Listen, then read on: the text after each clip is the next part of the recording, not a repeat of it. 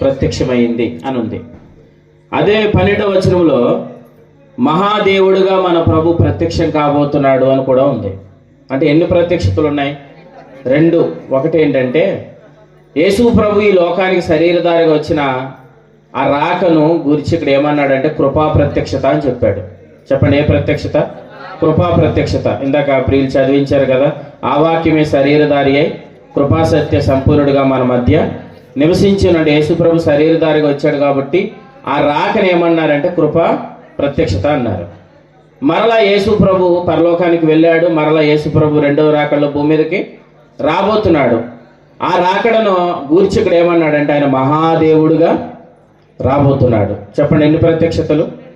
2. ఒకటి కృపా ప్రత్యక్షత, 2 మహాదేవుడిగా ఆయన ప్రత్యక్షం కాబోతున్నాడు. ఎన్ని ప్రత్యక్షతలు? 2. అయితే ఈ 2 ప్రత్యక్షతలకు మధ్యలో ఒక ప్రత్యక్షత ఉంది. యోహాను గారు రాసిన మొదటి పత్రిక యోహాను మొదటి పత్రిక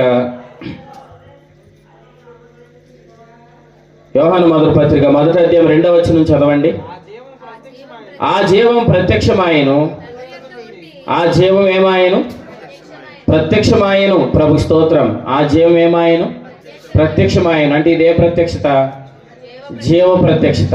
జీవ ప్రత్యక్షత అంటే అర్థం ఏంటంటే ఎబ్రీ పత్రిక 7వ అధ్యాయం 25వ వచనంలో చెప్పాడు కదా, ఈయన తన ద్వారా దేవుని యొద్దకు వచ్చి వారి పక్షమున విజ్ఞాపన చేయుటకైన నిరంతరము జీవించుచున్నాడు. అంటే యాజకత్వం చేస్తున్నాడు. ఎక్కడ? పరలోకంలో.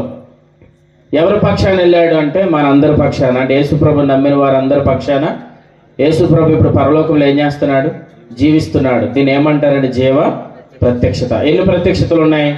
3. ఒకటి కృపా ప్రత్యక్షత. కృపా ప్రత్యక్షత అంటే అర్థం ఏంటంటే యేసు ప్రభు పరలోకం నుంచి శరీరధారిగా ఈ భూమి మీదకి రావడాన్ని, ఈ భూమి మీదకి ప్రత్యక్షం అవడాన్ని ఏమంటారంటే కృపా ప్రత్యక్షత అంటారు. 2. యేసు ప్రభుల వారు ఈ భూమి మీదకి వచ్చారు. ఆయన 33.5 సంవత్సరాలు జీవించారు. ఆయన ప్రాణం పెట్టాడు. ప్రాణం పెట్టిన ఆయన సమాధిలో నుండి తిరిగి లేచాడు. లేచిన ఆయన ఏం చేశాడు?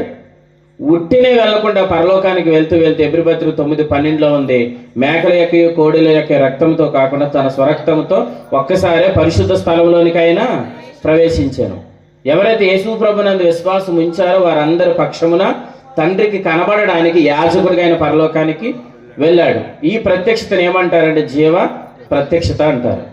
ఎవరైతే ఇప్పుడు యేసు ప్రభుని నమ్మి సంఘముగా ఉండి ఎవరైతే ప్రభు రాక కొరకు సిద్ధపడుతున్నారో వారందరి కొరకు ప్రభు మరలా రాబోతున్నాడు. ఎలా రాబోతున్నాడు? మహాదేవుడిగా రాబోతున్నాడు. అంటే ఎన్ని ప్రత్యక్షతలు ఉన్నాయి? అంటే యేసు ప్రభుని చూసినప్పుడల్లా మనకి 3 అనుభవాలు కలుగును గాక. ఎందుకంటే యేసు ప్రభు గురించి ఆలోచించినప్పుడు ఈ 3 అనుభవాలు మనకు తెలియాలి. ఈ 3 అనుభవాలు తెలియకపోతే మనం ఎప్పుడు ఎక్కడ ఆగిపోతామంటే పశువుల తొట్టు దగ్గర ఆగిపోతాం.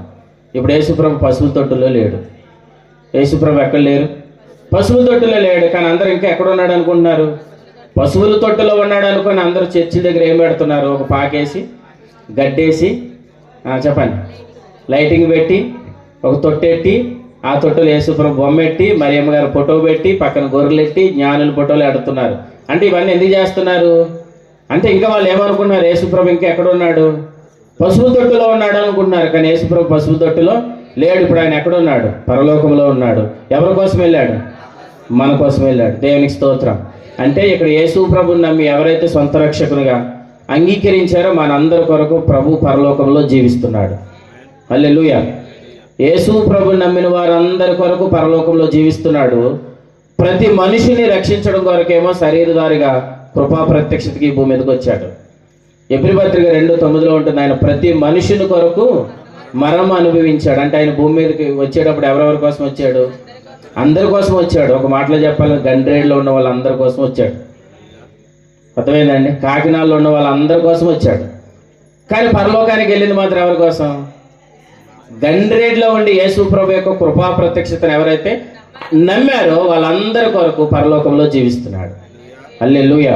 ఇక్కడ దేవుని పిల్లలు ఎవరున్నారు? మీకు అందరికీ మంచి గుడ్ న్యూస్ ఏంటంటే మీ కొరకు ఒక ఆయన ఆలోచిస్తున్నాడు.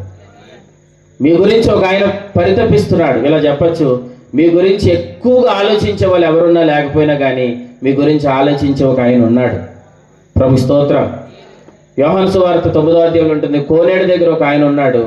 ఆ కోనేరు దగ్గర ఉన్న ఒక ఆయన దగ్గరికి స్వస్థపడాలని ఎప్పటి నుంచి ఆశపడుతున్నాడు, కానీ 38 ఏళ్ల నుండి ప్రయత్నం చేస్తున్నాడు, కానీ అతని వల్ల కావడం లేదు. యేసు ప్రభు ఆయన దగ్గరికి వచ్చి ఇలాగ అడిగాడు, ఏమనంటే నువ్వు స్వస్థత పొందగోరుచున్నావా అని అడగాని వెంటనే ఆయన అంటాడు, నాకెవడునూ లేడు అంటాడు. నాకెవడునూ లేడు అంటే అర్థం ఏంటి? బాగుపడాలని ఆశ నాకు ఉంది, కానీ నన్ను బాగు చేసేవాడు ఎవడు లేడు.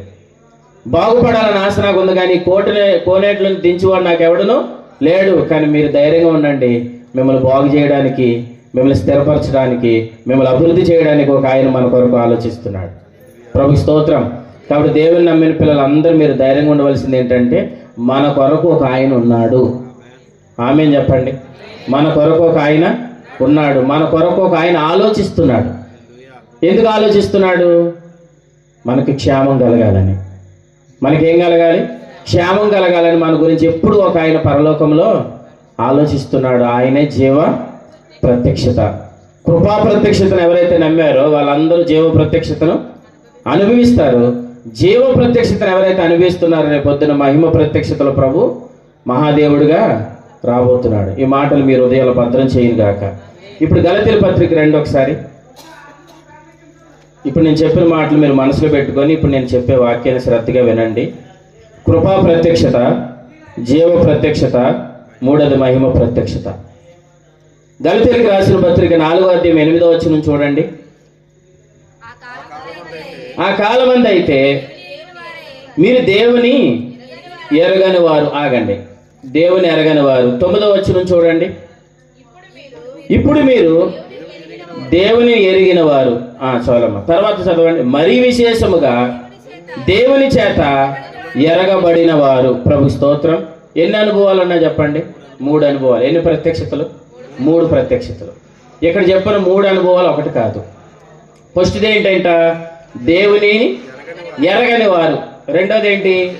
దేవుని ఎరిగిన వారు. మూడోది ఏంటి? దేవుని చేత ఎరగబడిన వారు. ప్రభు స్తోత్రం. ఈ సభా ప్రాంగణంలో 3 ఉన్నారు. ఎవరు? దేవుని ఎరగని వారు ఉన్నారు.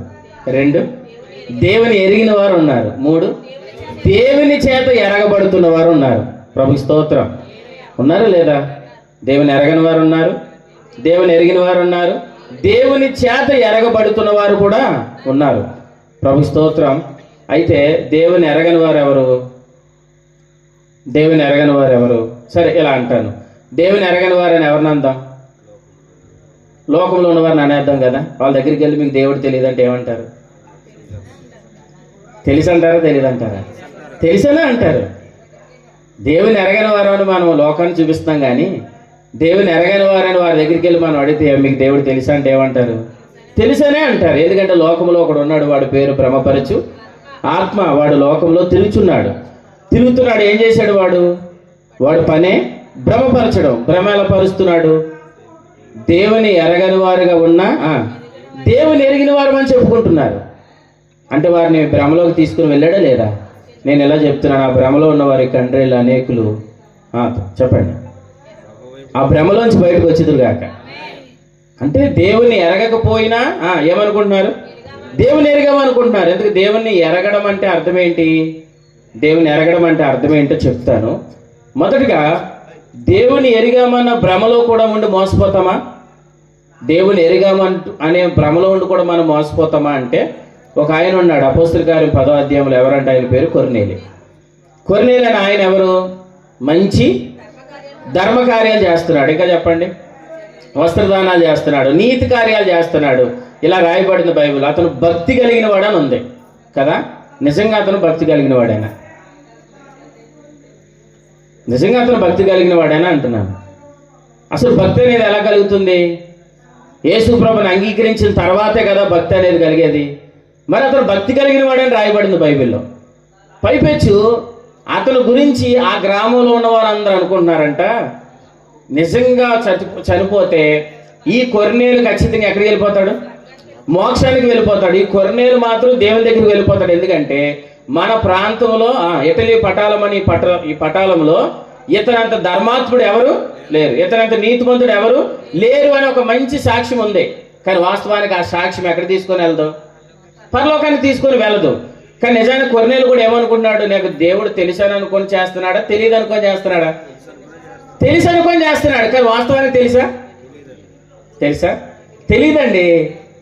కానీ ప్రజలందరూ ఏమనుకుంటున్నారు, కొర్నేలుకి దేవుడు తెలుసు, అందుకే ఈ ధర్మ కార్యాలన్నీ చేస్తున్నాడు అని అన్నాడు. మరి నిజంగా దేవుడు ఎరిగినవాడైతే అతని దగ్గరకు వచ్చి దేవదూత చెప్పవలసిన పనే లేదు.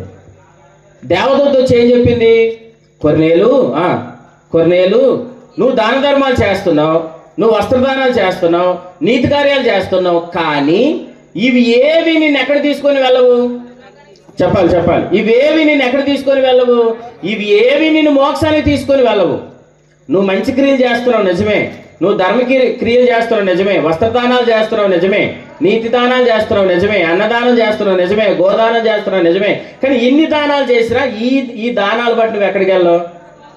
అదేటండి, మరి ఇన్ని మంచి పనులు చేస్తే కనీసం మోక్షం రాదా? చెప్పాలి. రాదండి.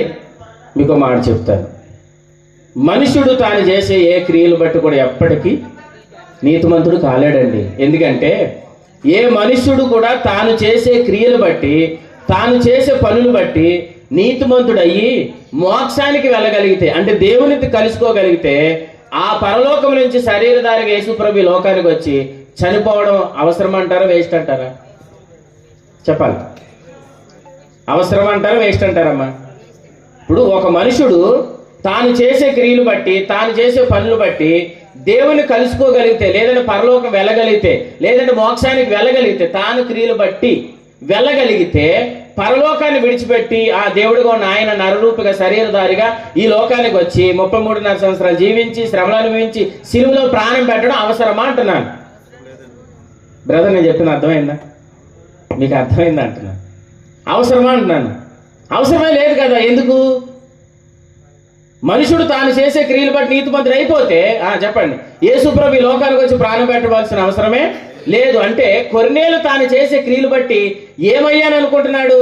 నీతిమంతునయ్యాను అనుకుంటున్నాడు. వాస్తవం తాను కూడా ఏమనుకున్నాడు? దేవుణ్ణి ఎరిగిన వాడిని అనుకుంటున్నాడు. ఎరిగిన వాడిని అనుకొని తాను మోసపోతున్నాడు, ప్రజలు కూడా మోసం చేస్తున్నాడు. కానీ దేవుడు దూతలు పంపి చెప్పాడు, నువ్వు దేవుని ఎరగలేదు అన్నాడు. దేవుని ఎరగలేదా కొర్నేలు?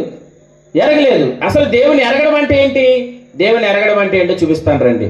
యోహాను సువార్త 17వ అధ్యాయం. యోహాను సువార్త 17వ అధ్యాయం 3వ వచనం చదవండి. అద్వితీయ సత్యదేవుడు అయిన నిన్నును, ఈ మాట చూడండి, యేసుక్రీస్తుని ఎరుగుటయే నిత్య జీవం. యేసుక్రీస్తుని ఎరుగుటయే నిత్య జీవం. ఇదే మాట యోహాను సువార్త 6వ అధ్యాయంలో కూడా ఇలా ఉంది చూడండి. 6వ అధ్యాయం 40వ వచనం. కుమారుని చూచి ఆయన యందు విశ్వాసముంచు ప్రతివాడు దేవుని స్తోత్రం. అక్కడ నిత్య జీవము, విశ్వసించు ప్రతివాడికి నిత్య జీవం. యోహాను సువార్త 17:3 ఏం చదవా? ఆయనని ఎరుగుటయే నిత్య జీవం. ఎంత ఎరగడం అంటే ఏంటి? యేసు ప్రభునందు విశ్వాసం ఉంచడం. కానీ కొర్నేలు ఏమనుకుంటున్నాడు? నేను దేవుని ఎరిగాను అనుకుంటున్నాడు. ప్రజలందరూ కూడా ఏమనుకుంటున్నారు? కొర్నేలు దేవుని ఎరిగిన వాడే కాబట్టి దాన ధర్మాలు వస్త్రదానాలన్నీ చేస్తున్నాడు, మన ఊర్లో ఇతను తప్ప నీతిమంతుడు అనేవాడు లేడు, ఇతనికి దేవుడు ఏంటో తెలిసి అనుకుంటున్నాడు. కానీ ఇంతకు వాస్తవానికి భ్రమలో ఎవరు ఉన్నారు? కొర్నేలు భ్రమలో ఉన్నాడు. చెప్పండి. ప్రజలు కూడా భ్రమలో ఉన్నారు. అప్పుడు దూత వచ్చి ఏం చెప్పింది? కొర్నేలు, నువ్వు దేవుని ఎరిగిన వాడవని నువ్వు అనుకున్నా కానీ నువ్వు దేవుని ఎరగలేదు. లోకంలో ఒకడు ఉన్నాడు. వాడెవరు? భ్రమపరిచేవాడు. వాడు నిన్ను ఏం చేశాడు? నిన్ను భ్రమపరిచాడు. ఎలా భ్రమపరిచాడు? నువ్వు ధర్మకార్యాలు, వస్త్రదానాలు, నీతి దానాలు ఇవన్నీ చేస్తే నువ్వు పరలోకం వెళ్ళిపోతావని వాడు నిన్నేం చేశాడు? నిన్ను భ్రమపరిచాడు. కానీ ఇది కాదు దేవుని ఎరగడం అంటే. దేవుని ఎరగడం అంటే ఏంటి? అది నీకు తెలియాలి కదా. కాబట్టి అది నీకు తెలియాలంటే పేతురు అని ఒక సేవకుడు ఉన్నాడు, గండ్రేడ్లో పనిచేస్తున్నాడు, ఆయన అడగని చెప్తాడు. దేవుని స్తోత్రం చెప్పండి. గండ్రేల్లో పేతురు గారు అని ఒక ఆయన ఉన్నాడు, ఆయన పిలిపించుకోండి. అసలు దేవుని ఎరగడం అంటే ఏంటో మీకు చెప్తారు. సేమ్ దేవదూత కూడా అదే మాట చెప్పింది. ఎప్పే అని పట్టణంలో పేతురు అని దైవ సేవకుడు ఉన్నాడు, అతను మీ ఇంటికి తీసుకొని పిలిపించండి, ఆయన చెప్తాడు దేవుని ఎరగడం అంటే ఏంటో చెప్తాడు. ఇప్పుడు పేతురు వచ్చాడు. కొర్నేలు ఇంటికి రాగానే వెంటనే కొర్నేలు అన్నాడు, నువ్వు రావడం మంచిదయ్యా, మా ఇంటికి రావడం మంచిదని అన్నాడు. సరే కూర్చున్నారు. కూర్చున్న పేతురు స్టార్ట్ చేశాడు. ఏం చెప్తున్నాడు ఇంతకీ? యేసు ప్రభునందు విశ్వాసం ఉంచడమే నిత్య జీవం అని చెప్పడం స్టార్ట్ చేశాడు. యేసు ప్రభునందు విశ్వాసం ఉంచే వారికి పాప క్షమాపణ కలుగుతుంది అని చెప్పాడు. వెంటనే కొర్నేలు అన్నాడు, అయ్యి బాబోయ్, నేను ఇప్పుడు దాకా దేంట్లో ఉన్నాను? భ్రమలో ఉన్నాను. ఇప్పుడు వరకు నేను చాలా మోసంలో ఉండిపోయాను. ఏంటా మోసం? నేనేదో చేస్తేనే పరలోకి వెళ్తాను, నేనేదో చేస్తేనే నీతిమంతుని అవుతానన్న భ్రమలో నేనున్నాను. కానీ ఇంతకు ఇది భ్రమ, ఇది దేవుని ఎరగడం కాదా? అవును, ఇది దేవుని ఎరగడం కాదు. మరి దేవుని ఎరగడం అంటే ఏంటి? ప్రభు అయిన యేసుక్రీస్తు ప్రభువు వారని ఆయన నోటితో ఒప్పుకొని ఆయన మృతులో నుండి తిరిగి లేచాడని హృదయం మందు విశ్వసిస్తే చాలు, నువ్వు దేవుని ఎరిగిన వాడివే. దేవునికి స్తోత్రం. ఎప్పుడైతే ఈ సువార్త కొర్నేలు విన్నాడో వెంటనే ఇలా అనుకున్నాడు, అసలు నా నిగులేంటండి, నేనెవరినండి, నా హోదా ఏంటండి, ఇవేమీ మాట్లాడలేదు. వెంటనే ఇలా ఒప్పుకున్నాడండి, అవునయ్యా నేను ఎంతవరకు భ్రమలో ఉన్నాను. పేతురు గారు మీరు చెప్పింది సత్యం, నేను ఎంతకాలం భ్రమలో ఉన్నాను, నేను ఒప్పుకుంటున్నాను. యేసు ప్రభు అని నోటితో ఒప్పుకున్నాడు. ఆయన మృతుల్లో నుండి తిరిగి లేచాడని హృదయమందు విశ్వసించగానే కొర్నేలిని ప్రభు రక్తం ఏం చేసిందంటే ఇతడు నీతిమంతుడు అని తీర్చేసిందంటే. హల్లెలూయా. అంటే అప్పుడు వరకు కొర్నేలిని ఎవరు నీతిమంతులు అన్నారు? మనుషులు నీతిమంతులు అని అన్నారు. కానీ ఇప్పుడు నీతిమంతుడు అని ఎవరు తీర్చారు? దేవుడే తీర్చాడు. ఈ 2వ వచనం చూపిస్తాను రండి. అపోస్తల కార్యగ్రంథం 10వ అధ్యాయం 22వ వచనం చదవండి. అందుకు వారు అంటే ఎవరమ్మా? అది ప్రజలు. దేవుని స్తోత్రం. అందుకు ప్రజలు నీతిమంతుడును అది దేవునికి భయపడేవాడును యోధా జనులందరి వలన మంచి పేరు పొందిన వాడినైనా శతాధిపతి యొక్క కొర్నేలు ఒక మనుష్యుడు అంటే ఇప్పుడు ప్రజలందరూ ఏమంటున్నారు? కొర్నేలు నీతిమంతుడు అని అంటున్నారు. నేను ఎలా చెప్తున్నాను, ఎందుకు నీతిమంతుడు అని ఉంటారు వీళ్ళందరూ? పనులు బట్టి. ఇంకా చెప్పండి, ఆ ధర్మ కార్యాలు, ఆ వస్త్రదానాలు ఇవన్నీ వెళ్ళి తీసుకొని ఉంటారు. అందుకని అంతే కదండి. ఎవరన్నా ఈ శీతకాలు దుప్పటి పంచిపెట్టకని నువ్వు దేవుడు అయ్యా అంటారా? ఎవరన్నా పులిహార పట్ల పంచిపెట్టగానే అయ్యి బాబు మీరు మహాత్ములండి అంటారు. అలాగే ఈ కొర్నేలు ద్వారా వీళ్ళు ఏం పొందుకుంటున్నారు? మొత్తం మీద లాభం పొందేసుకుంటున్నారు, వస్త్రాలు పొందుకుంటున్నారు, దాన ధర్మాలు అన్ని పొందేసుకోవడం వల్ల ఏమనేసారు? నువ్వు నీతిమంతుడు అయ్యా అని అన్నారు. మరి ఈయన పెట్టడం మానైతే అంతే కదండి. ఎప్పుడైనా మీ ఇంటి పక్క వాళ్ళకి అంతమంది కూరేసి ఒక రోజు వేయడం మానేయండి. మొత్తం మీద వేయలేదంటే ఈరోజు మొత్తం మీద మటన్ ఏదో వండేసుకుందా అందుకే నాకు అని అనుకుంటారా. కానీ పోలే లేదేమో వేయలేదు అనుకుంటారా? అనుకోరు. అంటే మనిషి మీకు ఎలా చెప్తున్నాను అలాగని మీకు వేరేగా ఆలోచించకండి. అంటే ఎక్కువ ఆ మనిషి యొక్క ఆలోచన ఎలా ఉంటుంది. అందుకే పెద్దలు కూడా ఏమంటారు, పెడితే పెట్టకపోతే. అంటే మనిషి యొక్క ఆలోచన అదే. అంటే ఇప్పుడు కొర్నేలు ద్వారా వీళ్ళు ఏం పొందుతున్నారు? మేలు పొందుతున్నారు. కాబట్టి కొర్నేలు నీతిమంతుడు అని అంటాడు. కానీ దేవుడు అన్నాడు నువ్వు నీతిమంతుడు కాదు అని చెప్పాడు. కానీ యేసు ప్రభుని అంగీకరించిన తర్వాత దేవుడు ఆయనకు ఒక సర్టిఫికేట్ ఇచ్చాడు. కొర్నేలు నీతిమంతుడుగా తీర్చబడ్డాడు. హల్లెలూయా. రండి, రోమీయులకు రాసిన పత్రిక 8వ అధ్యాయం. 8వ అధ్యాయం 33వ వచనం చదవండి. నీతిమంతులుగా తీర్చువాడు, హల్లెలూయా చెప్పండి. దేవునికి స్తోత్రం. నీతిమంతులుగా తీర్చువాడు దేవుడే. ఏం చూసండి?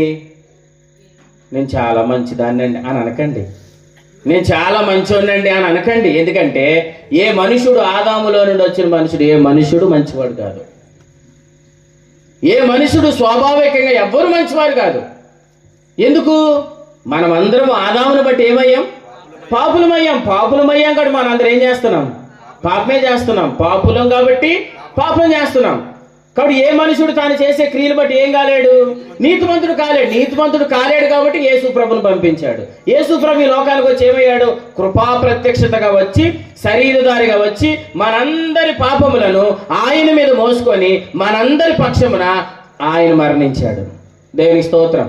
ఆయన మరణించాడు కాబట్టి యేసు ప్రభువా నువ్వు నా పాపాల కొరకు చనిపోయావు అని ఎవరైతే నోటితో ఒప్పుకొని ఆయన మృతుల్లో నుండి తిరిగి లేచాడని హృదయం మంది ఎవరైతే విశ్వాసం ఉంచుతున్నారో అప్పుడు వారిని ఏమంటున్నాడండి? దేవుడు నీతిమంతుడని తీరుస్తున్నాడు. ప్రభుకి స్తోత్రం. కొర్నేలుకి అప్పుడు వరకు ఎవరి ద్వారా ఉంది సాక్ష్యం? మనుషుల ద్వారా. మనుషులు ఎంతవరకు సత్యవంతులు చెప్పండి? ఎంతవరకు సత్యం మనుషులు? అంతే కదా.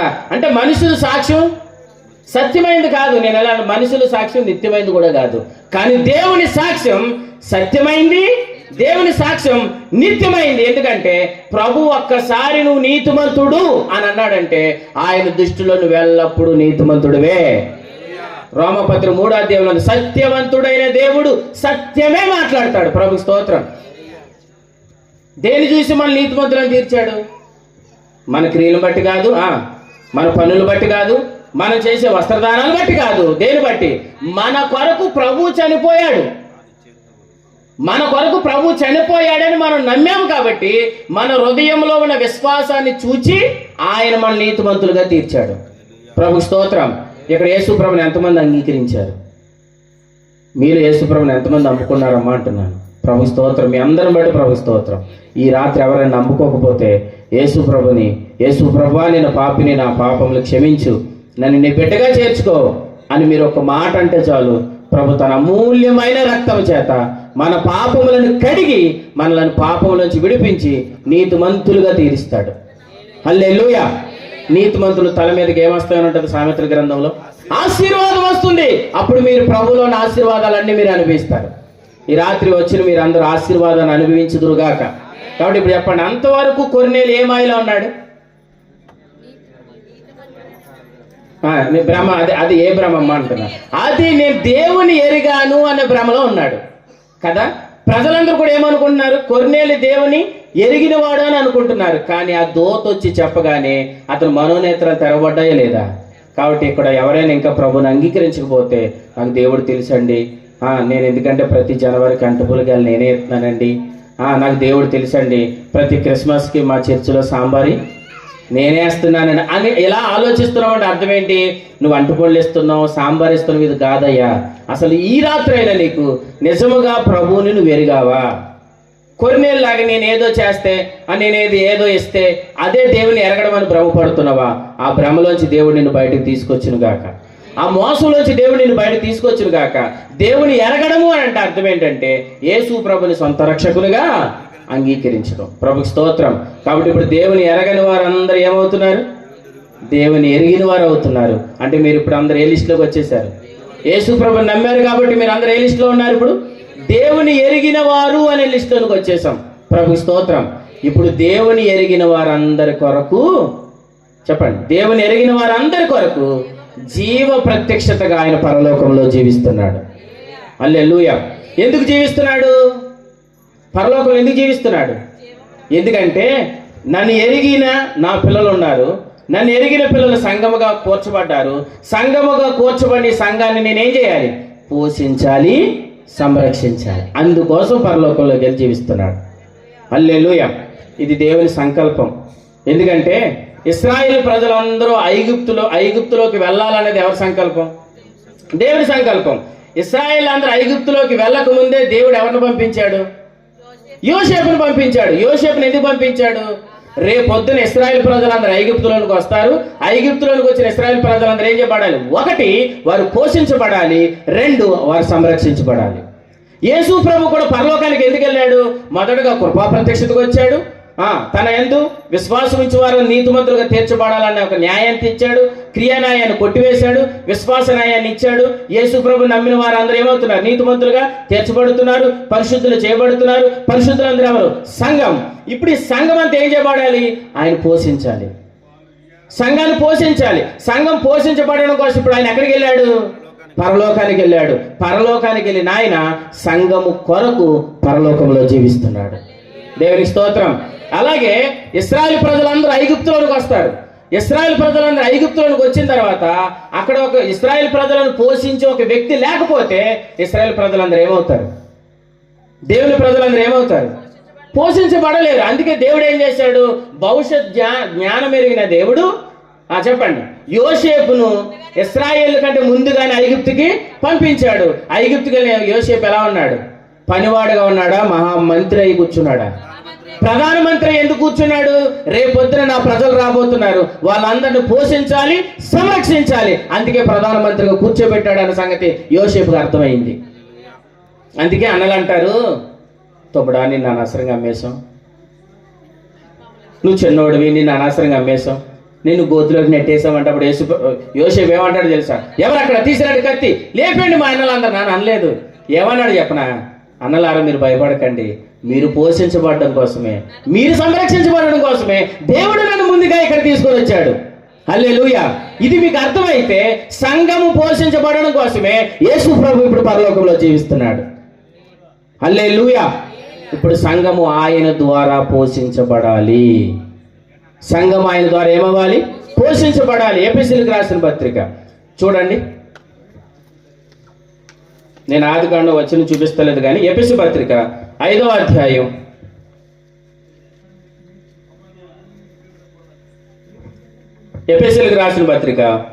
5వ అధ్యాయం ఒకసారి 30వ వచనం చూడండి.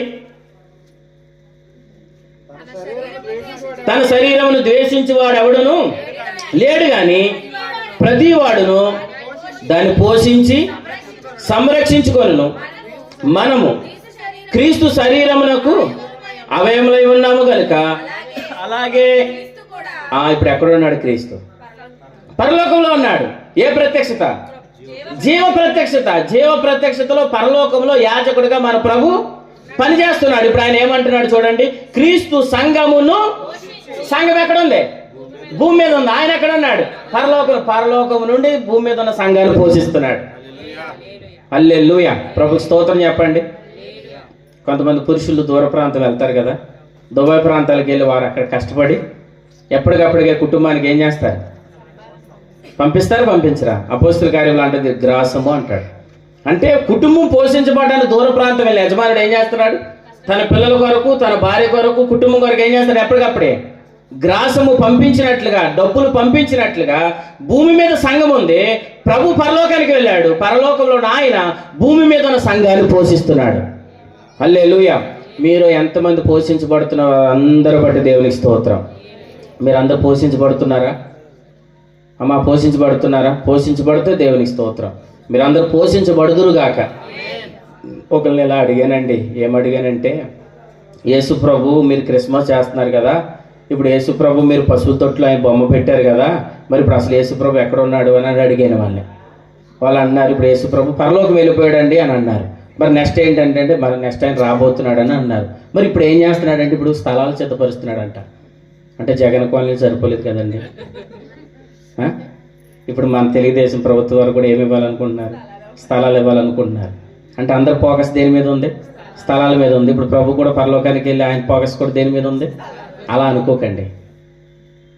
యోహాను సువార్త 14వ అధ్యాయంలో అన్నాడు, నేను స్థలమును సిద్ధపరచడానికి వెళుచున్నాను అని అన్నాడు. స్థలమును సిద్ధపరచడానికి వెళ్ళాడు. వెళ్ళిన ఈయన ఎప్పుడైతే పరలోకానికి వెళ్ళాడో, పరలోకానికి ఈయన అడుగు పెట్టగానే పరలోకం నుంచి భూమి మీదకి ఎవరు వచ్చారు? పరిశుద్ధాత్మదేవుడు వచ్చాడు. పరిశుద్ధాత్మదేవుడు ద్వారా భూమి మీద ఏం స్థాపించబడింది?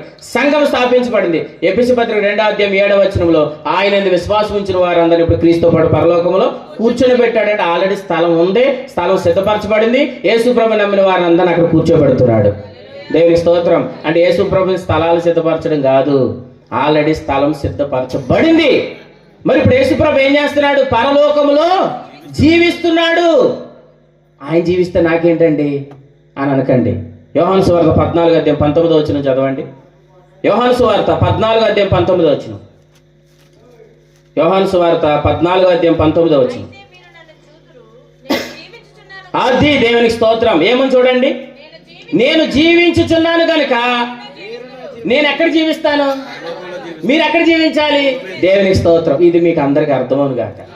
ఎందుకంటే నేను కూడా చాలా సంవత్సరాలు, సుమారు 2013 నుంచి వాక్యం చెప్తూ 2022 వరకు కూడా నాకు తెలియని సత్యం ఏంటంటే, యేసు ప్రభు ఈ భూమి మీదకి వచ్చాడు, పాపముల కొరకు చనిపోయాడు, నశించిపోయి దాన్ని వెతికి రక్షించడానికి వచ్చాడు, ఆయన చనిపోయాడు, రక్తం కార్చాడు, తిరిగి ఆయన పరలోకానికి వెళ్ళిపోయాడు. అంతవరకు మాత్రమే. కానీ వినండి, మరలా యేసు ప్రభు రాబోతున్నాడు. దీని అంతటికంటే ముఖ్యంగా మధ్యలో ఒక పార్ట్ ఉంది. అది జీవ ప్రత్యక్షత. అది మీకు అర్థమవును గాక. అది మాకు అర్థమైంది కాబట్టి ఈరోజు మేము ప్రభువులో ఆనందిస్తున్నాం.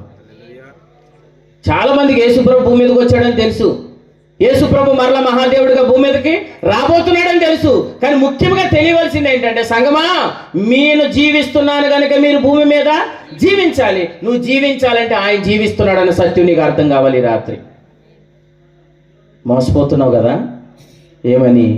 వెళ్ళిపోయాడు, త్వరగా వచ్చేస్తాడు. అక్కడి వరకే చూస్తున్నావు. లేదు లేదు లేదు, ఇప్పుడు యేసు ప్రభు పరలోకంలో జీవిస్తున్నాడు. యోసేపు ఉన్నంత కాలం ఇశ్రాయేలు ప్రజలకు ఏ లోటు లేదు. ఆయన అక్కడ ఉన్నంత కాలం సంఘాన్ని ఆయన పోషిస్తాడు. మీరు ఆయన ద్వారా పోషించబడుతున్నారు లేదు, ఈ రాత్రి చూసుకోండి. ఆయన ద్వారా పోషించబడాలి, ఆయన మూలముగా జీవించాలి, ఆయన ద్వారా జీవించాలని చెప్పాడు. ప్రభుకు స్తోత్రం. ఆయన ద్వారా జీవించే జీవితాన్ని ఏమంటాడంటే నీతిమంతుడు విశ్వాస మూలముగా జీవించుట. ఈ అనుభవం మీకు అందరికి అర్థమవును గాక. ఈ పరిచర్య యొక్క గొప్ప సంగతి ఏంటంటే యేసు ప్రభు కృపా ప్రత్యక్షకు వచ్చాడు. దేవునికి స్తోత్రం. ఇది అందరూ చెప్తున్నారు, అన్ని సంఘాలు చెప్తున్నాయి. యేసు ప్రభు శరీరధారిగా భూమి మీదకి వచ్చాడు, అయిపోలేదు. ఆయన తిరిగి వెళుతున్నప్పుడు రక్తాన్ని పట్టుకొని వెళ్ళాడు. రక్తం పట్టుకుని ఎందుకు వెళ్ళాడు? అది మీరు ఆలోచించండి ఈ రాత్రి. నేను జీవిస్తున్నాను కనుక మీరు జీవించండి అన్నాడు. అంటే మనం ఇక్కడ జీవించాలంటే మూలం ఎక్కడుంది? అక్కడ ఉంది. అంటే మనం ఈ భూమి మీద జీవించాలంటే ఆయన వైపు మనం చూడాలి, ఆయన వైపే చూడాలి, ఆయన ద్వారా మనం జీవించాలి. మీకు మాట చెప్పనా, ఆయనలో ఉన్నారు కానీ ఆయన ద్వారా జీవించే వాళ్ళు లేరు. యేసు ప్రభు నమ్మారా? నమ్మారు. ప్రభువులోనికి వచ్చారా? వచ్చారు. సంఘమేనా? సంఘమే. కుమారులా? కుమారులే. పరిశుద్ధాత్మను పొందారా? పరిశుద్ధాత్మను పొందాం. నెక్స్ట్ ఏంటి? ఆయన ద్వారా జీవించుట, ఆయన మూలముగా జీవించుట, ఆత్మ మూలముగా జీవించుట. ఆ అనుభవం మీకు అందరికి కలుగును గాక. ఈ పరిచర్య యొక్క గొప్ప సంగతి ఏంటంటే విశ్వాసం ద్వారా నీతిమంతులుగా తీర్చబడతాం. అంతేకాదు నీతిమంతుడు విశ్వాస మూలముగా జీవించాలి అనే సారాన్ని, అనే ఒక గొప్ప భావాన్ని తెలియచేయడానికే ఈ గండ్రేడు పట్టణంలో లేదా ఈ గండ్రేడు ప్రాంతంలో ఈ యొక్క గొప్ప సంఘాన్ని దేవుడు లేపుకున్నాడు. ఈరోజు ఈ సంఘం మీ దృష్టికి చిన్నదే కానీ రేపొద్దున తన ప్రజలను దేవుడు తీసుకొస్తాడు. ఎందుకంటే విశ్వాస సంబంధమైన ఈ ఏర్పాటు అనేది వెలుగైతే వెలుగు దగ్గరికి ప్రజలను దేవుడు తీసుకొస్తానని చెప్పాడు. నజరేతు అనేది ఎలా కనబడింది? చిన్నగానే కనబడింది, అల్పమైనదానిగా కనబడింది. కానీ నజరేతు ఊరికి గొప్ప విలువ తెచ్చాడు లేదా? ప్రభుకు స్తోత్రం. ఈ పరిచర్యను బట్టి ఈ గ్రామానికి విలువ వచ్చిన గాక. అటువంటి కృపలో దేవుడు నింపును గాక. ఇప్పుడు ప్రభు ఎక్కడ జీవిస్తున్నాడు? పరలోకంలో జీవిస్తున్నాడు. మీకు మాట చెప్పనా, ఆయన జీవిస్తున్నాడని నమ్మండి. రాత్రి ఆయన మూలంగా జీవించండి, మీ జీవితాలు అద్భుతముగా మార్చబడతాయి. ఆయన జీవిస్తున్నాడన్న సత్యం మనకు అర్థం కాకపోతే ప్రభులోనే ఉంటాం. చెప్పండి, ప్రభులో ఉంటాం, సంఘానికి వెళ్తాం, కానుకలు ఇస్తాం. చెప్పండి, ఉపవాస ప్రార్థనలకి వెళ్తాం, జనవరికి వెళ్తాం, క్రిస్మస్లు చేస్తాం. ఆయన జీవిస్తున్నాడన్న సంగతి మీకు అర్థం కాకపోతే క్రీస్తులోనే ఉన్నారు కానీ క్రీస్తు వలన కలుగు ప్రయోజనాన్ని దేన్ని మీరు అనుభవించలేరు. అలా అన్నానని మీరు ఎవరు బాధపడద్దు. మీరు అనుభవించాలన్నదే నా ఆశ. పౌలు గారు అంటారు, మీరందరూ క్షేమాభివృద్ధి చెందాలనే నా ఆశ. నేను కూడా అంత పనిగట్టుకుని వచ్చింది. ఎందుకంటే మీరు అనుభవించడానికి కాదు నేను చెప్పేది, మీరు అనుభవించుదురుగాక. కానీ ఆయన జీవిస్తున్నాడన్న సంగతి మనకు అర్థం కాకపోతే దాన్ని మనం ఏం చేయలేం, అనుభవించలేం. మనదా కాదా? ఆయనలో ఉన్నవన్నీ ఎవరవే? మనవే. ఆయన ఎందుకు జీవిస్తున్నాడు? మన కొరకు జీవిస్తున్నాడు. కానీ ఆ సంగతి మనకు అర్థం కాకపోతే ఆయన ద్వారా మనం జీవించే అనుభవాన్ని కోల్పోతాం. అన్నీ ఉన్నాయి కానీ ఏమీ లేనట్టుగా మనం జీవిస్తాం. ఒకసారి గలతీ పత్రిక చూడండి, 5వ అధ్యాయం. గలతీలకు రాసిన పత్రిక 5వ అధ్యాయం. ఆయన మూలముగా మనం జీవించకపోతే, ఆయన ద్వారా జీవించకపోతే, ఒక మాటలో చెప్పాలంటే జీవ ప్రత్యక్షత నీకు అర్థం కాకపోతే, ఆయన జీవిస్తున్నాడనే సత్యం నీకు అర్థం కాకపోతే, చూడండి గలతీ పత్రిక 5వ అధ్యాయం 2వ వచనం. ఈ మాట అందరూ చూడండి. క్రీస్తు వలన ఆయన ఎక్కడ జీవిస్తున్నాడు? ఎవరి కోసం? మన కోసం. మన కోసం పరలోకంలో ఆయన జీవిస్తున్నాడు. మేలు కలగాలనా, కీడు కలగాలనా? మేలు కలగాలని, ఆశీర్వాదం కలగాలని, నెమ్మది కలగాలని, మన ఇంట్లో సమాధానం కలగాలని ఆయన జీవిస్తున్నాడు. కానీ ఆయన జీవిస్తున్నాడనే సత్యం మనకు అర్థం కాలేదు. ఆయన జీవిస్తున్నాడు సత్యం మనకు అర్థం కాకపోతే ఏం జరుగుతుంది చూడండి. క్రీస్తులోనే ఉన్నాం కానీ క్రీస్తు వలన మీకు ప్రయోజనము కొంచెమే కలుగునన్నాడా? ప్రయోజనం ఏమియో మీకు కలగదని చెప్పేశాడు అంతే పౌలు గారు. ప్రయోజనం ఏమియో మీకు కలగదని చెప్పేశాడు. కానీ మీకు అందరికి కలుగును గాక. ఎందుకంటే ఈ రాత్రి ఆ భ్రమలోంచి దేవుడు మిమ్మల్ని బయటకు తీసుకొచ్చింది గాక. ఎందుకు? ఆయన కృపా ప్రత్యక్షత ఆయన ఎరిగాం. ఒకప్పుడు ఆయనని ఎరిగామన్న భ్రమలో ఉన్నాం. కానీ దేవుని కృపా ప్రత్యక్షత ద్వారా మనం ఆయనని ఎరిగాం. ఇప్పుడు మనం అందరం ఆయన ఎరిగిన వారం అయ్యాం. ఎరిగిన వారు కాబట్టి ఇప్పుడు ఆయన జీవ ప్రత్యక్షతలు పరలోకంలో మన కొరకు ఏం చేస్తున్నాడు? జీవిస్తున్నాడు. ఆయన జీవిస్తున్నాడు అనే సత్యం మనకు అర్థమవును గాక. నేనే జీవించాలన్న భ్రమ మీలో పోను గాక. నేను జీవించాలన్నది ఏంటి? భ్రమ. ఆయన జీవిస్తున్నాడు కనుక నేను జీవిస్తాను అనేది ఏంటి? సత్యం, విశ్వాసం. ఆ కృప దేవుడు మీకు ఇచ్చింది గాక. ఏంటి సంఘం కూడా భ్రమలోకి వెళ్ళిపోద్దండి అమ్మా? కొర్నేలు అంటే దేవుని ఎరగనివాడు కాబట్టి భ్రమలోకి వెళ్ళిపోయాడు. సంఘం కూడా భ్రమలోకి వెళ్ళిపోద్దా? వెళ్తుందో లేదో చూడండి. ఒక్క పేజీ ఇలా తిరగేయండి. 3:1. అయ్యి బాబోయ్. ఓ అవివేకులైన గలతీలారా అంటే గలతీలారా అన్నాడంటే వాళ్ళు విశ్వాసులన్నా బయట వాళ్ళనా? విశ్వాసులండి, దేవుని ఎరిగిన వారే. వారిని ఏమన్నాడు చూడండి, మిమ్మల్ని ఎవడు భ్రమ పెట్టేను అంటే వాళ్ళు దేనికి గురయ్యారు? భ్రమకు గురయ్యారు. ఏంటా భ్రమ? ఒక మాటలో ఆ భ్రమ ఏంటి? కొర్నేలుకు వచ్చిన భ్రమ ఏంటి చెప్పండి? దేవుణ్ణి ఎరగకపోయినా ఎరిగామనే భ్రమ ఎవరికి ఉంది? కొర్నేలుకు ఉంది. సంఘానికి ఉన్న భ్రమ ఏంటి? ఆయన అక్కడ జీవిస్తున్నాడు కాబట్టి ఆయన జీవిస్తున్నాడు కనుక నేను జీవిస్తాను అనేది సత్యం అయితే ఆ సత్యాన్ని తప్పించి నేనే జీవించాలనేది భ్రమ. నేనేదో చెయ్యాలనేది భ్రమ. అంటే ఇప్పుడు విశ్వాసులు కూడా వాడు ఎక్కడ తీసుకొచ్చాడు? భ్రమలోకి తీసుకొచ్చాడు. అంటే గలతీలో ఉన్న సంఘస్థులు కూడా ఎక్కడికి వచ్చారు? భ్రమలోనికి వచ్చారు. కానీ మీరు భ్రమలోంచి బయటకు వచ్చుదురు గాక. భ్రమలోంచి బయటకు వస్తే ఆయన జీవిస్తున్నాడు కనుక నేను జీవించాలి, ఆయన జీవిస్తున్నాడు కనుక నేను జీవిస్తాను అనే సత్యం మీకు అర్థమైతే ఆ రోజు నుంచి క్రీస్తు వల్ల ప్రయోజనాన్ని మీరు అనుభవిస్తారు. ఆమేన్. ఆయనలో ఉన్న ప్రతి ఆశీర్వాదాన్ని మీరు అనుభవించుదురు గాక. మీకు ఒక మాట చెప్పనా? యేసు ప్రభు వచ్చేలాగా ఈ భ్రమగాను మనకు తొలగకపోతే మనం ఏ మాయలో ఉంటాం చెప్పండి? భ్రమలో ఉంటాం. మీరు ఎవరి దగ్గరికైనా వెళ్ళి మీరు భ్రమలో ఉన్నారంటే ఏమంటారు? అసలు నువ్వే భ్రమలో ఉన్నావు అంటారు వాళ్ళు. కానీ ఒక మంచి మాట చెప్పాడు. రోమపత్రిక రండి ఒకసారి. రోమిలికి రాసిన పత్రిక 10వ అధ్యాయం. ఈ మాట ప్రభు రేపు పొద్దున నీ విషయంలో అంటే నువ్వు ఆయనని ఎలా ఎదుర్కొంటావు ఒకసారి చూడండి. భ్రమలోంచి ప్రభు మనల్ని విడిపించును గాక. చూడండి రోమపత్రిక 10వ అధ్యాయం 2వ వచనం. వారు దేవుని యందు దేవుని యందు ఏముంది? ఆసక్తి ఉంది. ప్రతి కూడికి పరిగెడుతున్నావు. చెప్పండి. ఉపవాస ప్రార్థన చేస్తున్నావు. ఇంకా చెప్పండి. ఎంత దూరమైనా పరిగెడుతున్నావు. చాలా కష్టపడిపోతున్నావు దేవుని కోసం. దేవుని కుమారుడు కనుక చాలా కష్టపడిపోతున్నావు. కానీ ప్రభు ఏమంటున్నాడని చూడండి. వారు దేవుని యందు ఆసక్తి గలవారని వారిని గూర్చి సాక్ష్యం ఇచ్చుచున్నాను. అంటే ఆసక్తి ఉందా లేదా అమ్మా? ఆసక్తి ఉందా లేదా? ఆసక్తి ఉంది. ఉపవాసాలు చేస్తున్నామా లేదా? ఉపవాసాలు చేస్తున్నాం. అన్ని చేస్తున్నాం. అయితే అన్ని చేస్తే నెక్స్ట్ ఏమన్నాడు చూడండి. వారికి ఆసక్తి ఉంది కానీ అయినను వారి ఆసక్తి జ్ఞానానుసారమైనది. రేపొద్దున ఈ మాట అంటే మనం ఏమైపోతాం చెప్పండి? చాలా కష్టపడిపోతున్నాం కదండి మన దేవుని కోసం. ఇంత కష్టపడిపోతున్నాం దేవుని కోసం, శ్రమలు పడుతున్నాం, ఉపవాసాలు చేస్తాం, ఎన్నెన్నో జాగారాలు చేస్తున్నాం కదా. ఒకవేళ భ్రమలో ఉండిపోతే యేసు ప్రభు వచ్చేలోగా ఆయన జీవిస్తున్నాడు కాబట్టి నేను జీవించాలి, ఆయన మూలముగా నేను జీవించాలనే సత్యం మనకు అర్థం కాకుండా భ్రమలో ఉండి అన్ని చేసేసామనుకోండి. అంటే అన్ని చేసేసి మనం ఏం ఎక్స్పెక్ట్ చేసేస్తున్నాం?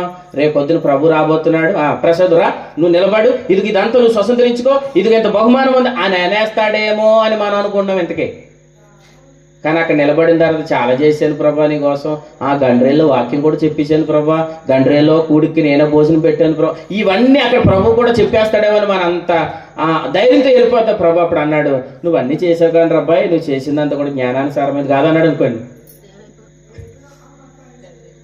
ఎంత అయిపోతామండి అసలు. అక్కడికి వెళ్ళినప్పుడు నిలబడేటప్పటికి ఏమనుకుంటాం? నేను చాలా చాలా చాలా చేశాను, ఎంత చేశాను అని అనుకుంటాం. తీరా ఎదుర్కొని నిలబడిన తర్వాత అమ్మా నువ్వు చేసిందంత కరెక్ట్ కాదు అనేసాడు అనుకోండి. అప్పుడు వెనక్కి తిరిగి అనుకుంటావు, ఆ టెంట్లో ఎంత చంపడ్డాను నేను. ఒక కూడికి వెళ్ళాను, అక్కడ టెంట్ కూడా లేదు, వర్షంలో పడి కూడికి వెళ్ళాను అంటే ఇదంతా వేస్ట్ అయిపోయిందా? వేస్ట్ అయిపోయింది. అప్పుడు ప్రభుని అడుగుతాం మనం, ప్రభు ఎందుకు వేస్ట్ అయిపోయింది ప్రభు అంటే ఆయన అంటాడు, నువ్వు భ్రమలో ఉన్నావు. మరి ఇన్ని చేశాను కదా ప్రభా, ఇన్ని చేసావు, నా మూలంగా చేయలేదు. మరి ఎలా చేసావు? నేనేదో చేస్తే నాకేదో కలుగుతుందని మతంలో ఉండి నువ్వు చేసావు. కాబట్టి ఇవన్నీ జ్ఞానానుసారమైనవి కాదు అని అంటే అప్పుడు మనం ఏమైపోతాం చెప్పండి? ఏమైపోతాం? సరే ఏమైపోతాం, జ్ఞానానుసారమైనది కాదన్నాడని ఈయన కాలు చేతులు కట్టే నరకలో పాడండి అంటాడా? అమ్మా అంటాడా? దేవుని పిల్లలు నరకంలోకి వెళ్తారమ్మా? దేవుని పిల్లలు నరకంలోకి వెళ్ళరండి. ఎందుకు? మనం ఎప్పుడైతే యేసు ప్రభుని సొంత రక్షకుని అంగీకరించామో, నా మాట విని నేను పంపిన వాడిని విశ్వాసం ఉంచి వాడు తీర్పులోనికి రాక మరణంలోని జీవములోనికి దాటతాడని లేదు. యోహాను సువార్త 5:24 చదవండి. యేసు ప్రభుని నమ్మినప్పుడే మనం మరణంలో నుండి జీవంలోనికి దాటాం. మరణంలో నుండి జీవంలోనికి దాటాం. రోమ 8:1 చెప్తుంది, క్రీస్తు యేసునందున్న వారికి ఏ శిక్షా విధి లేదు. కానీ నువ్వు భ్రమలో ఉండి కానీ అక్కడికి వెళ్ళిపోతే, మోసంలో ఉండి కానీ నువ్వు అక్కడికి వెళ్ళిపోతే, ఏదో చేసేసానన్న భ్రమలో ఉండి అక్కడికి వెళ్ళిపోతే అక్కడ ఇలా రాబోతుంది, నువ్వు చేసావు కానీ ఇదంతా భ్రమ. నువ్వు చేసావు, నా కుమారుడా, నా కుమార్తె నువ్వు చేసావు, కానీ ఇది జ్ఞానానుసారమైంది కాదు అని అన్నాడు అనుకున్నప్పుడు మనం ఏమైపోతాం చెప్పండి? మీకు మాట చెప్పనా? అసలు నాకు స్టేజ్ మీద నిలబడి వాక్యం చెప్పే అంత నేను నిలబడక ముందు నుంచి, నాకంటే ముందు నుంచి వాక్యం చెప్తున్నాడు అన్న. ఎవరు? సూర్యభావ అన్న. నాకంటే ఎప్పటి నుంచో దేవుని సేవకులు పేతురని వాక్యం చెప్తున్నాడు. ఇప్పుడు మేము అందరూ న్యాయపీఠం దగ్గర నిలబడినప్పుడు అప్పుడు నన్ను ఎలా అని, పేతురు గారు మీరు మంచి పోరాడారు, ఇదిగోని మీ బహుమానం తీసుకున్నాను అన్నాడు. సూర్యబాబు గారిని అన్నారు, మీరు కూడా మంచి పోరాడారు, మీరు తీసుకోండి అని. ఆ మధ్యలో నేను నిలబడి అనుకున్నాను, పేతురానికి వచ్చేసింది, సూర్యబానికి మంచి బహుమానం వచ్చింది కాబట్టి ఇప్పుడు నెక్స్ట్ ఎవరికి వచ్చేస్తుంది? నాకు వస్తుంది అనుకో. నేనేమనుకున్నా, ప్రభా నేను అని అనుకోమండి. ఎగ్జామ్ బాగా రాసినప్పుడు పేపర్ రావాలనుకుంటాం, మిస్ అయిపోవాలనుకుంటాం.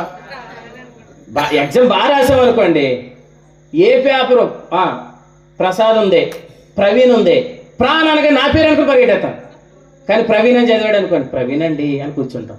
కానీ వాస్తవానికి అదే పేపర్ బాగా అయిపోతే, యేసు ప్రభా పేపర్ మిస్ అయిపోవాలి ప్రభా అనుకోమా.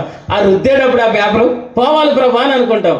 అలాగే మంచి పోరాటం మనం పోరాడడం అనుకోండి, న్యాయపీఠం దగ్గర ఏమనుకుంటాం, ప్రభు నా పేరు పిలుస్తాడని. అలాగే పేతురుని నిలబడ్డాడు, మంచి బహుమానం పొందుకున్నాడు. ఆ సూర్యబాని నిలబడ్డాడు, మంచి బహుమానం పొందుకున్నాడు. కానీ నేనైతే భ్రమలో ఉండి ప్రయాసపడిపోయాను.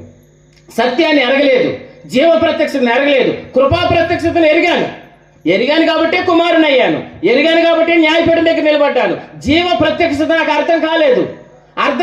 ఇంకా నేను మోసంలో ఉన్నాను, భ్రమలో ఉన్నాను. భ్రమలో ఉండి అక్కడికి వెళ్ళిపోయి ఏమనుకున్నాను, దేవుడు నాకు చాలా ఇచ్చేస్తాడు అనుకుంటే అప్పుడు ప్రభువులు అన్నాడు, ఒకసారి వెనక్కి తిరిగి బాబు ప్రసాద్ అన్నాడు. వెనక్కి తిరిగి చూస్తే నేను అనుకున్నాను పెద్ద తాటర మీద వచ్చేద్దాం నాకు లోడ్ అనుకుంటే, ఇంతకీ వెనకాల నేను నిలబడినంత కూడా గడ్డి తాటరే. అక్కడ పరీక్షించేది దేనితో? అగ్నితో పరీక్షించగానే ఆ గడ్డి తాటర అంతా ఏమైపోయింది?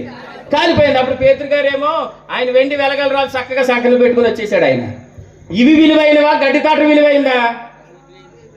గడ్డి తాటర ఏమైంది?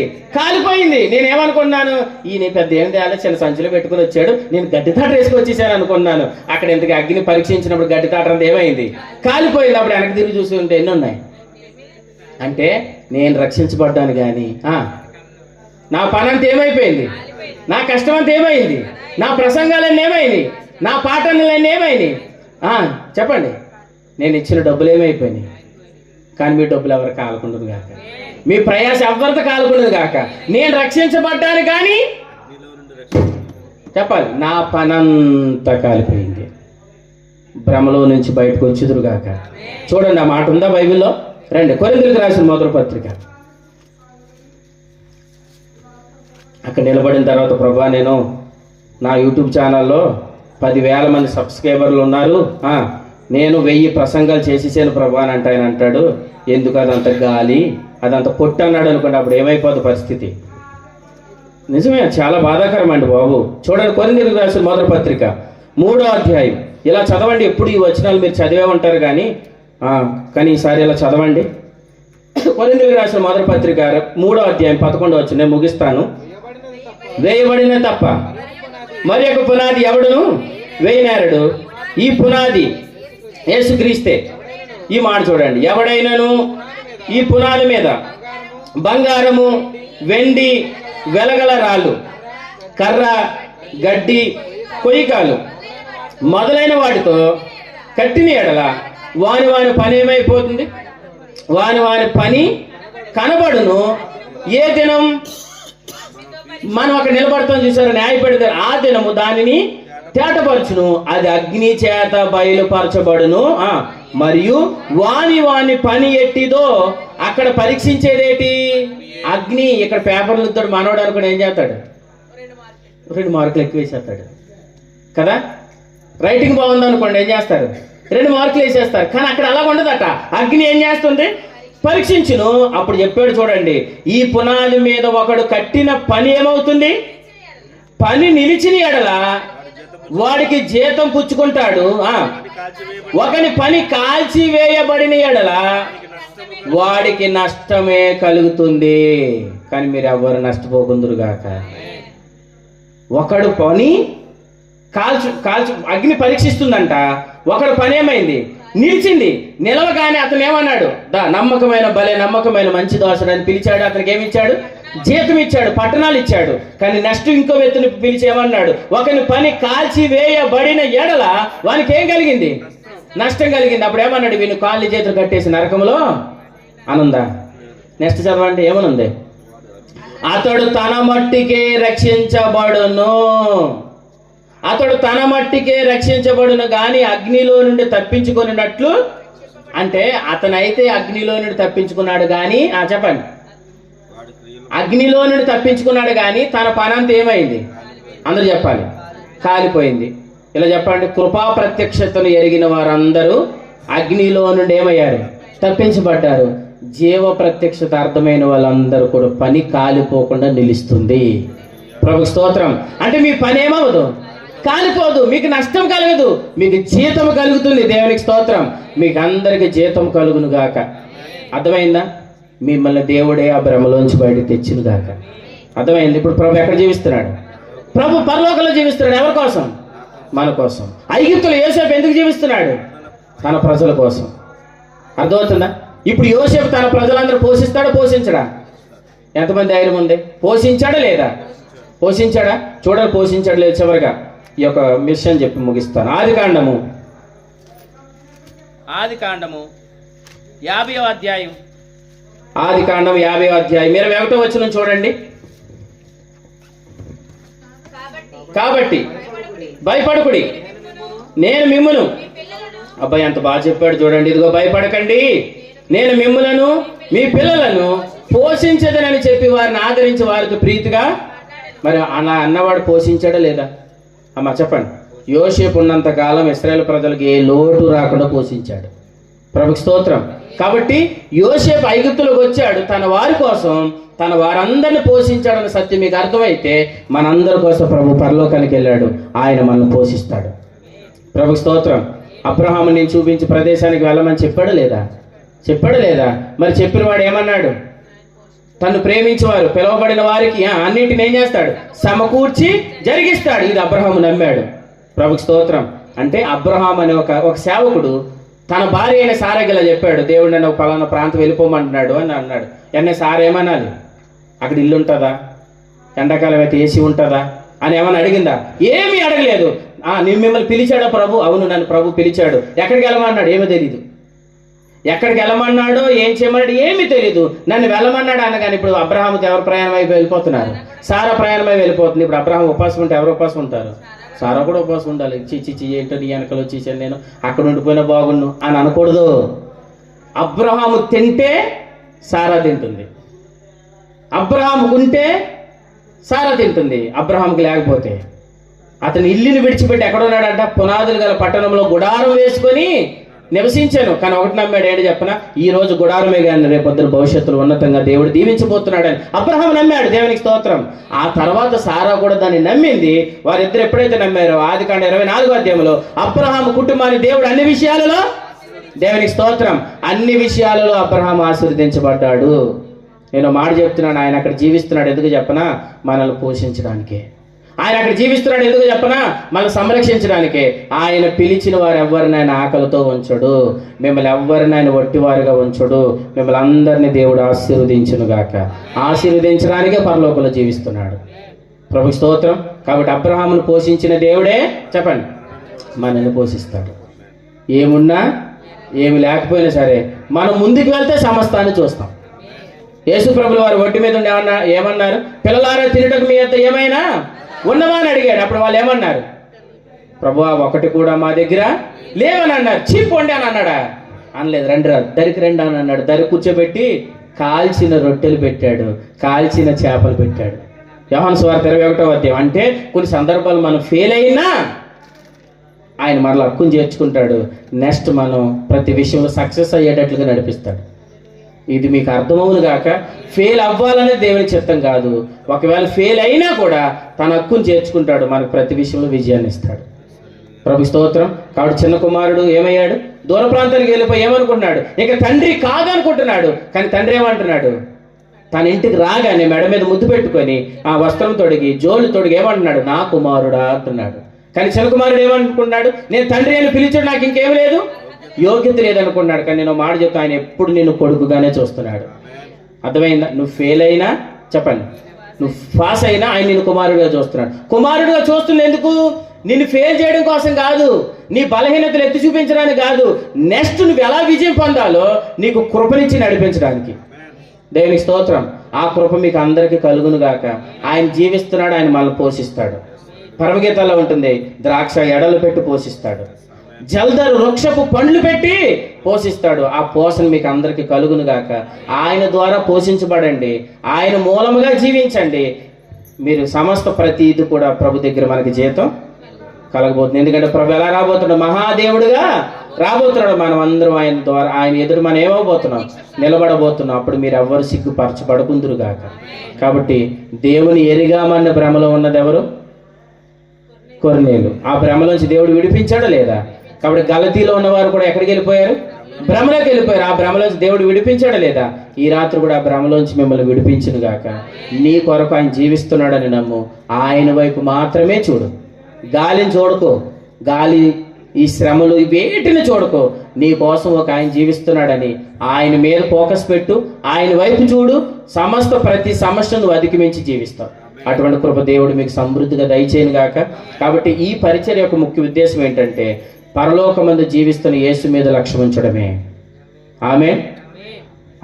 ఎబ్రీ పత్రిక 3వ అధ్యాయం 1వ వచనంలో ఉంటుంది, ప్రధాన యాజకుడైన యేసు మీద మీరు లక్ష్యం ఉంచుడి. ఈ పరిచర్య ముఖ్య ఉద్దేశం ఏంటంటే నన్ను లక్ష్యం ఉంచండి, ఆ సేవకు లక్ష్యం ఉంచండి చెప్పేది కాదు. ఆయన వైపు చూడండి, ఆయన వైపు చూడండి, ఆయన వైపు చూడండి. ఆయన వైపు చూస్తే సమస్త విషయాలు, మీరు అన్ని విషయాలు విజయం పొందుతారు. ఈ రాత్రి మీకు ఆ విజయం కలుగును గాక. ఏ ఆలోచనతో మీరు వచ్చారు? ఆదికాండం 50:21 చదివాం కదా. కాబట్టి మీరు భయపడకూడదు అని అన్నాడు కదా. మీరు ఏ భయంతో వచ్చారు ఈ రాత్రి? కుటుంబం కొరక, లేదంటే పరిచర్య కొరక, లేదంటే బిడ్డల విషయంలోనా, లేదంటే ఆర్థికంగా విషయంలోనా? మీరు ఏ ఆలోచనలు వచ్చారో ప్రభుకు తెలుసు. ఆ విషయంలో దేవుడు మీకు సమాధానం ఇచ్చును గాక. త్వరలోనే మీకు విడుదల కలుగును గాక. మీరు ఏదైతే నిరీక్షిస్తున్నారో దేవుడు ఆ విషయంలో మీకు సఫలత దయచేయను గాక. రైట్. అటువంటి కృప మీకు కలిగితే మీరు దేవుని సేవకులు పేతురు గారిని సంప్రదించండి. ఆ రోజు మేము వర్తమానం విన్నామండి, ప్రభు మమ్మల్ని దర్శించారు, ప్రభు మా జీవితాలు కార్యం చేశాడని దేవుని సేవకులు సంప్రదించి ఖచ్చితంగా మీ సాక్ష్యాన్ని పంచుకోవాల్సిందిగా ప్రేమతో తెలియజేస్తూ ఈ మాటలు ముగిస్తున్నాను. చిన్న ప్రార్థన చేసుకుందాం. తలలు వంచండి. ప్రార్థన. ఈ రాత్రి ప్రభు నిన్ను దర్శిస్తే ఒకసారి ప్రభు వైపు చూసి, ప్రభువా నువ్వు నన్ను ఎంత ప్రేమిస్తున్నావు, నన్ను పోషించడానికి, నన్ను సంరక్షించడానికి నువ్వు జీవిస్తున్నావు ప్రభువా. మీరు మాకు ఇచ్చిన క్షేమాన్ని బట్టి మీ స్తోత్రాలు, కృపా ప్రత్యక్షతను బట్టి స్తోత్రాలు, జీవ ప్రత్యక్షతను బట్టి స్తోత్రాలు, మహిమ ప్రత్యక్షతను బట్టి మీకు స్తోత్రాలు ప్రభువా. దేవుని ఎరిగామనుకున్న కొర్నేలు భ్రమలో ఉండి దేవుని ఎరిగినవాడని తను చెప్పుకుంటూ ప్రజలు నమ్మించాడు. కానీ ఒకరోజు తేలిపోయింది అతను దేవుని ఎరిగినవాడు కాదని. అలాగే ఈరోజు సంఘం కూడా ప్రభు భ్రమలో ఉన్నారు. ఆయన జీవిస్తున్నాడు. పరలోకానికి వెళ్ళిన ప్రభు రక్తమును చేత పట్టుకొని పరలోకంలో తండ్రి కుడిపార్శ్వమున ఆయన జీవిస్తున్నాడు. ఇదిగో నేను జీవిస్తున్నాను కనుక మీరు జీవించండి, మీరు జీవించుదురని మీరు చెప్పారు. జీవ ప్రత్యక్షత మీద మనసు లేకుండా ఇదిగో నువ్వేదో చెయ్యాలి, కొనసాగింపు నీలోనూ ఉంది అని అంటూ నాయన విశ్వాసులు తమ శరీరాన్ని, తమ బలాన్ని ఆధారం చేసుకునేటట్లుగా భ్రమలోనికి తీసుకొని వెళ్ళిపోయాడు. ఈ భ్రమలో ఉన్నవారు ఎలా నష్టపోతారో, ఆ భ్రమలో నుంచి విడుదల కలిగితే ఎలా క్షేమం కలుగుతుందో ఈ రాత్రి మీరు మాట్లాడారు. అవిశ్వాసి, దేవుని ఎరగని వారు భ్రమలో నుంచి బయటకు వచ్చుదురుగాక. దేవుని ఎరగామనంటూ సత్యములోనే ఉన్నామని అనుకుంటూ భ్రమలో ఉన్న వారికి విడుదల కలుగును గాక. ప్రభా, మా పనంతా ఒకరోజు మీరు రాబోతున్నారు, మా పనంతా పరీక్షించబడబోతుంది. ఇన్ని రోజులు ప్రయాసపడిపోయాం, ఎంత కష్టపడిపోయాం, ఎంత నలిగిపోయాం, ఎంత శరీరాన్ని నలగగొట్టుకున్నాం అని అనుకుంటూ ఒకవేళ అక్కడ నిలబడినప్పుడు నీకు ఆసక్తి ఉందయ్యా, కానీ ఆ ఆసక్తి జ్ఞానానుసారమైంది కాదు, నువ్వు భ్రమలో ఉండి చేశావు అని అంటే ఆ రోజు మేము ఎంత సిగ్గుపడిపోతామో. ప్రభా, మాకు ఈ రాత్రి మీరు మా కన్నులు తెరిపించారు. నేను ఎన్నో ప్రసంగాలు చేశాను, ఎన్నో పాటలు పాడానని ఆ రోజు రాశానని నేను చెప్పుకుంటానేమో, కానీ అది జ్ఞానానుసారమైంది కాదు అని అంటే ఆ రోజు నేను ఎంతమంది ఎదుటి సిగ్గుపడిపోతానో ఈ రాత్రి మీరు మాకు చెప్పారు. ప్రభా, నేను సిగ్గుపడకూడదు, నా పని కాలిపోకూడదు, నేను రక్షించబడతాను, అలాగే నా పని కూడా నిలబడాలి, నాకు ఆ రోజు జీతం కలగాలి. ప్రభా, ఒకవేళ నేనే సత్యం నాకు అర్థమైంది అని అనుకుంటూ ఒకవేళ నేను భ్రమలో ఉండిపోయానేమో ప్రభా, ఈ రాత్రి అయినా నా మీద నీ కృప కలుగునుగాక, నీ సన్నిధి నా మీదకి దిగివచ్చునుగాక, ఆ భ్రమలో నుంచి నాకు విడుదల కలుగునుగాక. మీరు మహాదేవుడిగా రాబోతున్నారు, నా కొరకు రాబోతున్నారు. దేవుని చేత ఎవరైతే ఎరగబడిన వారు అని మీరు పిలుస్తున్నారో వారందరూ వధువు సంఘము కొరకు మీరు రాబోతున్నారు. అప్పుడు మేమందరూ ధైర్యంగా ఎదుట నిలబడి భలే నమ్మకమైన మంచి దాసుడా అని ఆ రోజు పలికేటట్లు కృప దయచేయండి. ఈ గండ్రేడు ప్రాంతంలో నేను ఇంత చక్కటి ఉన్నతమైన జీవాన్ని ప్రకటించే సంఘాన్ని మీరు లేపినందుకు మీకు స్తోత్రాలు చెల్లిస్తూ ఈ సంఘాన్ని మరింతగా బలపరచండి. ఈ రాత్రి కూడిక సంఘానికి ప్రయోజనకరంగా మీరు మలిచినందుకు స్తోత్రాలు చెల్లిస్తూ ఈ గ్రామానికి, గ్రామంలో ఈ మౌత్ శబ్దం ద్వారా ఎంతమంది అయితే నీ మాటలు విన్నారో వారందరి మీద నీ ఆత్మ దిగునుగాక, నీ సన్నిధి వారిని తాకునుగాక, వారి జీవితాల్లో నీ మేలులు కలుగునుగాక, క్రీస్తు వల్ల ప్రయోజనాన్ని అనుభవించుదురుగాక. స్థానిక సంఘాన్ని, సేవకులను, వారి కుటుంబాలను మీరు బలపరిచి వాడుకోమని నాకు ఇచ్చిన మంచి సమయాన్ని బట్టి మిమ్మల్ని స్తుతిస్తూ యేసు ప్రభు ఘనమైన నామమున స్తుతిస్తూ క్రీస్తు నామ సమర్పించి వేడుకొని కూడికను ముగిస్తున్నాము తండ్రి. ఆమేన్. ఆమేన్. మీకు అందరికీ వందనాలు, అలాగే దేవుని సేవకులు కూడా వందనాలు. ప్రభుకు స్తోత్రములు. చాలా అమూల్యమైన సంగతులు దేవుని సేవకుల ద్వారా ప్రభు మనందరితో కూడా మాట్లాడి ఉన్నారు. 3 రకాల ప్రత్యక్షతల గురించి దేవుని సేవకుల ద్వారా మనం నేర్చుకున్నాం. చెప్పండి, ఆ 3 ప్రత్యక్షతలు ఏంటి? మొట్టమొదటిది కృపా ప్రత్యక్షత, రెండోది